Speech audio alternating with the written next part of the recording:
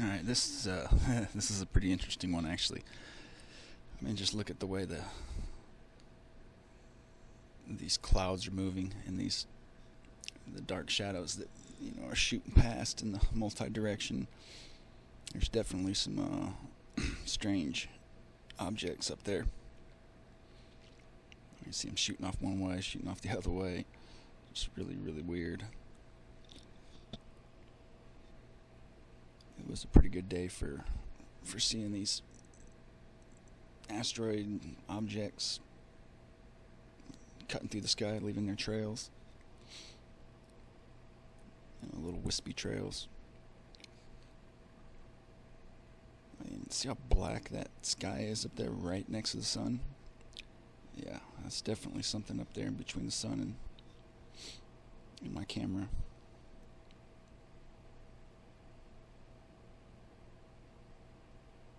I mean, it is just black next to the sun. And yeah, of course, you can't see that with your eye, but and then right here, this is a pretty good example. You can see these little clusters inside these things, these clouds, all the different directional trails and the bow wakes, and the little cluster groups at the very front of those long trails. Deep black shadows right there.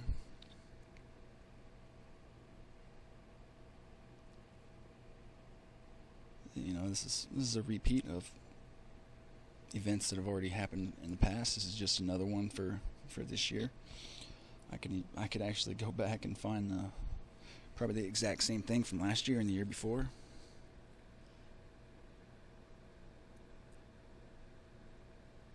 There's certain things that I can do with my computer monitor.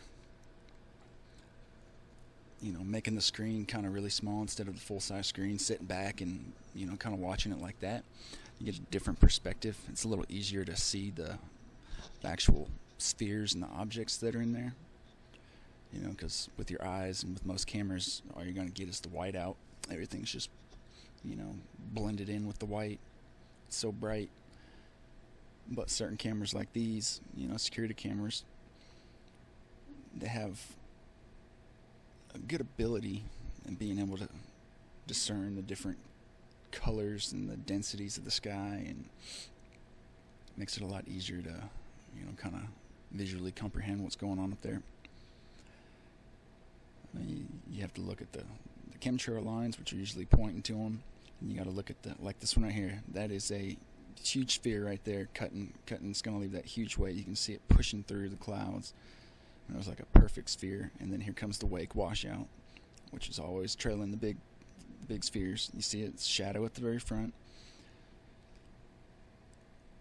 It kind of cuts that little path. I mean, you can see the lines of these things. They're physical objects, whatever they are.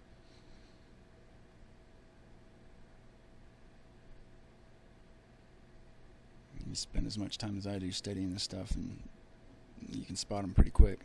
It's just really hard and really difficult to get through to most people who don't study it like I do, because they just see cloud. You got to be like the Native Americans, and you got to track the objects by the influences that they leave on the atmosphere. The wakes, the trails. There goes one right there. That's the big one. That's a repeat. It's one of the leads. And the wake washout behind it. Alright, now this is a different camera. This was last night, the night before.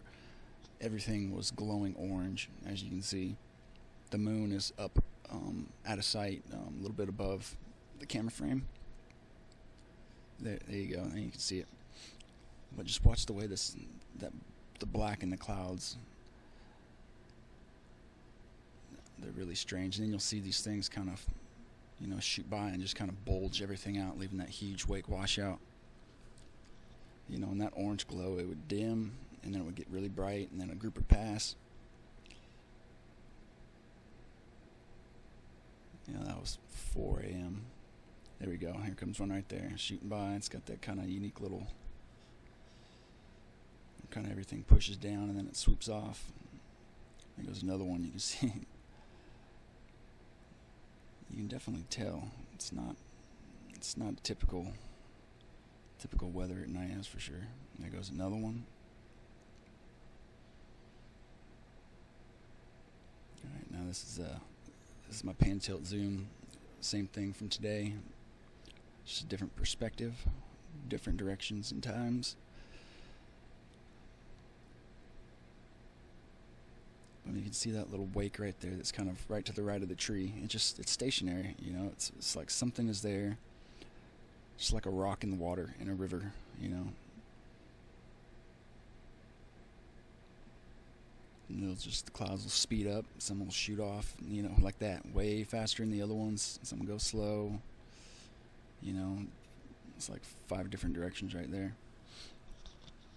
And then, just like that, it's going to change completely and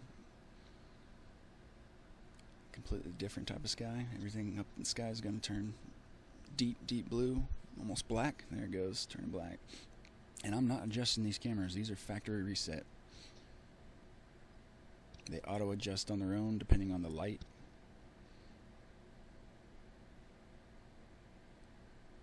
Certain times of the day you're going to have certain of these celestial objects, you know, getting in the way of your perspective from, you know, the sun to your camera. It's going to be different wherever you are, different angles. You know, a piece of a planet might cut off, you know, a little bit to the right of the sun from my perspective, but maybe not at all from somebody else's perspective. See right there, there's that they cut through, leaving them perfect little trails.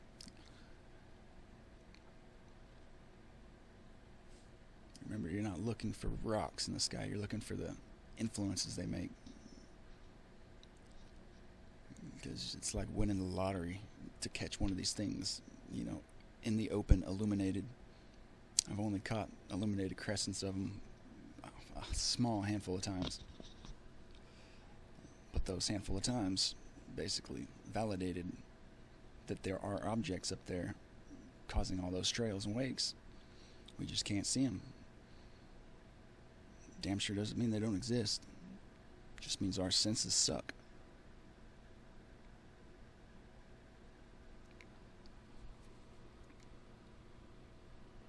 You know, 90% of the universe is invisible to us. We can't sense it. Like 93-97%. We have such a sliver of reality that we can detect. So don't expect, you know, to see these things pass into the sky. Look for their influences. And repetition, it'll grind into your head and you'll get it.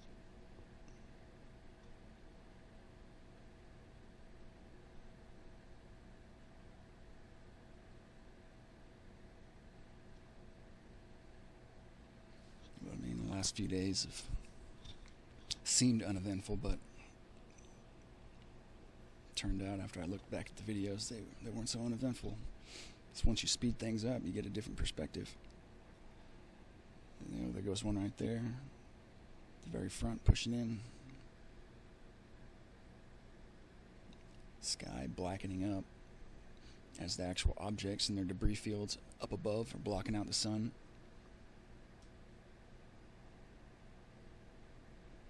You know, chemtrail planes doing their job.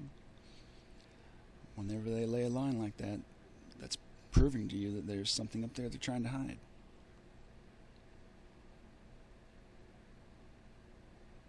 They don't waste material for nothing. There's another one at the bottom. You see it's kind of wake, kind of picking up. There it goes. It's going to be a perfect sphere. You can see it right there. Got that trail going up and the wake coming behind it. Perfect sphere. I mean, can't get any more obvious than that. Here comes the wake washout. She always trails the big ones. The bigger they are, the more modest like they will appear. There, and then after the wake washout, and then it clears, you know, a spot like that. And there's actually another one up there above it. It's got a trail coming off of it. It's pushing into the clouds above it. That actually looks like the cube for a second there.